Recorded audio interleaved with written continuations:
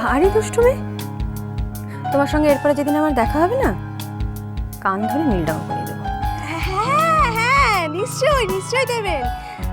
না না, আপনাকে রোজ রোজ কষ্ট করতে হবে না।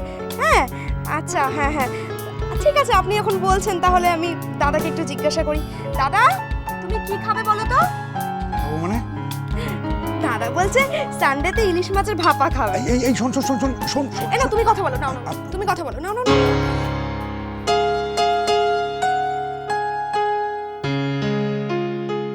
হ্যালো, আবার ভাপা পাঠাবে কেন? না না, ভাপা মানে ঠিক আছে ঠিক আছে, তুমি যখন ভাপা পাঠাবে, ইটস ওকে, আই লাভ ভাপা। আর তুমি নিজে যখন রান্না করবে ফাটাফাটি হবে, কারিয়াটাও ফাটাফাটি হয়েছে। আরেকটা কথা বলবো? হ্যাঁ বলো। আমি আমার রাধুনিকে রিকোয়েস্ট করছি, যদি বরাবরের জন্য আমার বাড়িতে আসা যায়।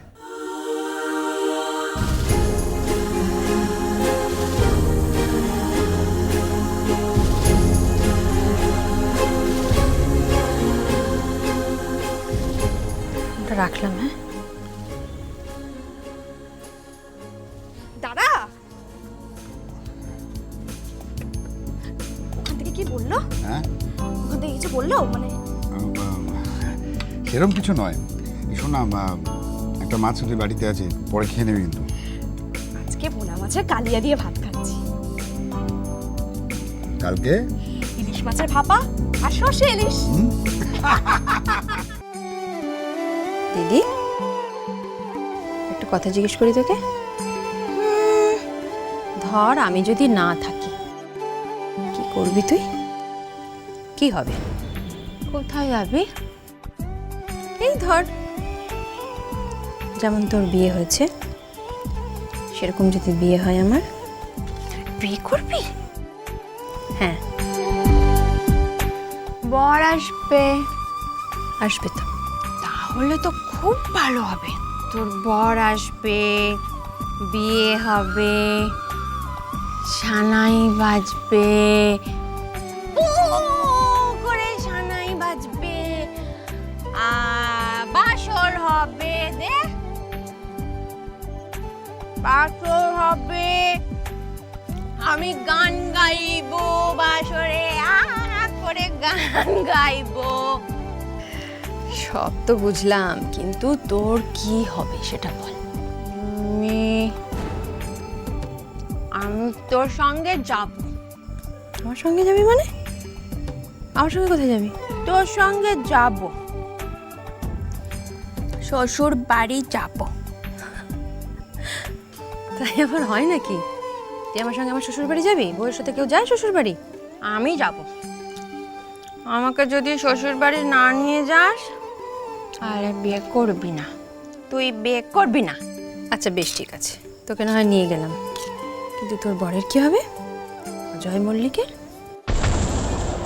যাব না, ওদের কাছে যাব না। কেন থাকবি না কেন? ওরা বাজে, ওরা খালি মারে, আমার খুব ভয় করে। বর বাজে, সতীন বাজে, ওরা খালি আমাকে মারে, আমার ভয় করে। আচ্ছা আচ্ছা ঠিক আছে ঠিক আছে, থাকতে হবে না। বরের কাছে থাকবো না। আচ্ছা থাকতে হবে না, কিন্তু তাই বলে আমার সঙ্গেও তো যেতে পারবি না। সেটা কখনো যাওয়া যায়? কি করবি বল? আমি যাব। তোর বর যদি তোকে ভালোবাসে তাহলে তোর কথা শুনবে, তুই বলবি আমি যাব। আর তোর বর যদি আমার বরের মতন হয় তাহলে শুনবে না, তাহলে সতীনের কথা শুনবে। সতীন, দাঁড়া দাঁড়া দাঁড়া দাঁড়া দাঁড়া দাঁড়া, জল আনছি, আস্তে আস্তে আস্তে।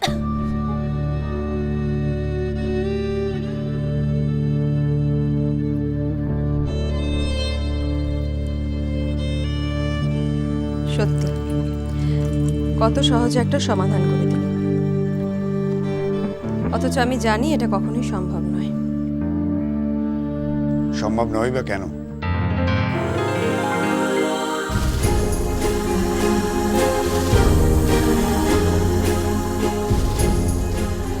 তোমার এটা দিতে আসার কি প্রয়োজন ছিল? টিফিন ক্যারিয়ারটা ফেরত দেওয়াটা একটা বাহানা। আসল উদ্দেশ্য তোমাকে দেখা, তোমার কাছে আসা, তোমার সাথে কথা বলা, খানিকটা সময় তোমার সাথে কাটানো। কিন্তু ঘরে ঢুকতে গিয়ে যে কথাটা আমি শুনলাম, সেক্ষেত্রে আমার একটাই উত্তর, আমার আপত্তি নেই। মানে মানে তুমি যদি তোমার দিদিকে নিয়ে বিয়ের পর আমার বাড়িতে উঠতে চাও, আমি রাজি মোহনা।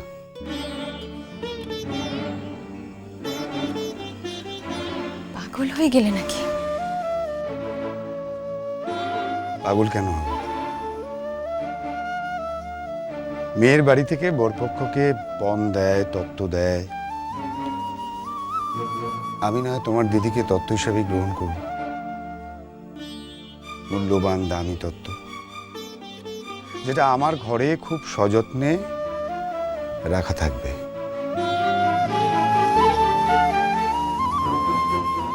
এগুলো সব কথার কথা, এ কখনো সত্যি হবে না, সে তুমিও জানো। চাকি দাও।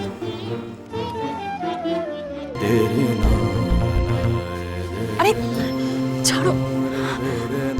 কেন বলছো? ছাড়ো। আমি তোমাকে ভালোবাসি, সত্যি ভালোবাসি। সুমিত প্লিজ। সুমিত দিদি। কেন বুঝতে চাইছো না? আমি সত্যি তোমাকে ভালোবাসি। আমি বিয়ে করতে চাই না। 10টা বছর আমি তোমার জন্য অপেক্ষা করেছি। 10 বছর। 10 বছর কেন, সারাটা জীবন যদি অপেক্ষা করো তাহলেও আমি তোমাকে বিয়ে করতে পারবো না। অনেকদিন আগে থেকে আমি বলছি তোমায়, কারণটা হলো আমার দিদি। তোমার দিদির উপরে শুধু দায়িত্ব? আমি কেউ নই, তাই তো? তাহলে আমাকে কেন ভালোবেসেছিস? সুমিত ছাড়ো। কেন ভালোবেসেছিস আমাকে? সুমিত ছাড়ো বলছি। বলেছিলে না একসঙ্গে দুজন মিলে সংসার পাতবো? হ্যাঁ? কেন মিথ্যে স্বপ্ন দেখিয়েছিলে? বলো বলো, কেন কেন কেন? Answer me. কেন?